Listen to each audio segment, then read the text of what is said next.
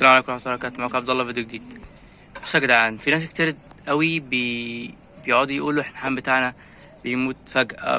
بدخل عند اوضة الحمام بتاعتي او المكان اللي في الحمام، بلاقي الحمام ميت فجأة وما فيش اي حاجة، ما فيش اي لا في كانكر ولا اي مرض ولا سالمونيلا ولا اي حاجة، فجأة يموت. دلوقتي هقول لكم على السبب. السبب طبعا بيكون غالبا ان الحمام جاله التهاب في الكبد او الكلى كمان، او بالذات الكبد، فده بيموته فجأة، بيعمل موت فجأة للحمام، يعني بيدمر الكبد حرفيا يعني.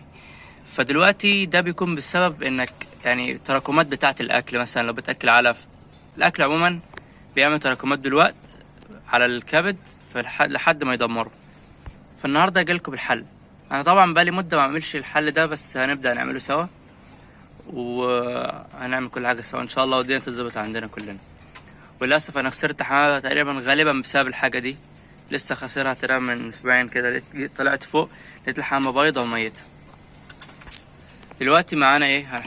هنحتاج غسول كبد بشري بقى او بيطري، بس انا دلوقتي بستخدم البشري. تمام، لان الصراحة مش لاقي بيطري. طبعا انا جاي من مصر، يعني ده سعره لما جبته كان ب10 جنيه، الكلام ده من شهرين ولا حاجة. طبعا يا جدعان هي دي المادة الفعالة يعني بتاعته، يعني لو اي دواء تشوفوا كده تأكدوا يعني من الدكتور وكده الاول، دي المادة الفعالة. هنطلعها بس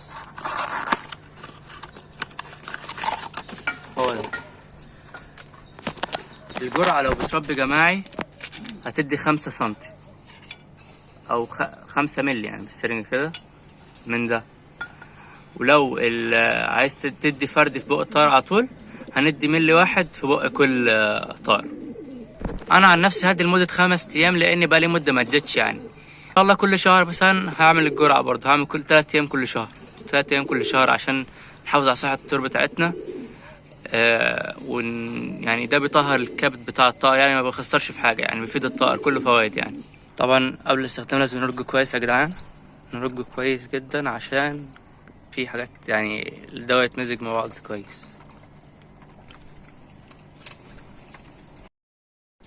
عشان الدنيا تكون عاملة ايه معاكم قدامكم اهو بالظبط. عبيت اهو ملي من الازاز. معلش مفيش حد بيصورني، عشان كده يعني بحاول اصور مع نفسي واصرف مع نفسي يعني. طبعا يا جدعان مسكنا ايه، دي انتايه لحم فرنساوي ان شاء الله.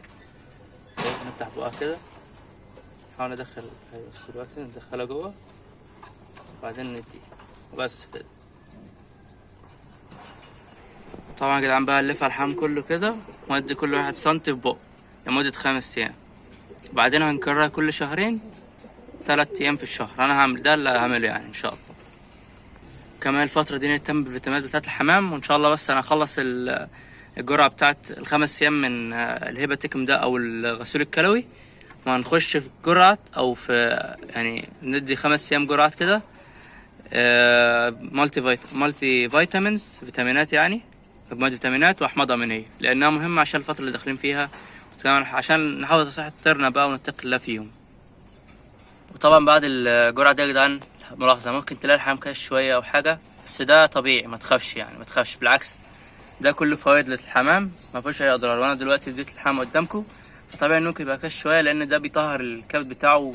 مثلا لو الزرع بتاعه كان لونه مختلف شويه او حاجه زي كده، فده طبيعي، لانه بيشيل كل السموم اللي على الكبد، كل السموم اللي على الكلى برضه، بالذات الكبد يعني. فبيشيل كل السموم اللي عليها وبيطهر الكبد كويس. فبتلاقي مثلا حاجات مترسبه في الكبد وحاجات كده، فكلها تنزل مع الزرع. واللي يسألني انت بتاكل ايه، طبعا يا جدعان انا باكل شعير وعلف حمام. علف حمام، مش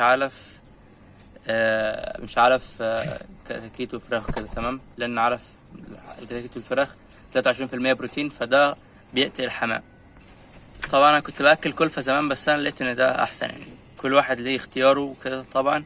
فانا اكتشفت ان ده احسن بالنسبة لي يعني، لان الكلفة ما كانتش نظيفة اوي، يعني كانت انت ونصيبك بقى فيها، يعني مرة تلاقيها نظيفة مرة لأ، مع ان كله من نفس الشركة. بس بقى انا ده اريح لي وده احسن لي، يعني كلفة كانت بتجيب امراض كتير وقرف ليا الصراحة، فده احسن لي بجد.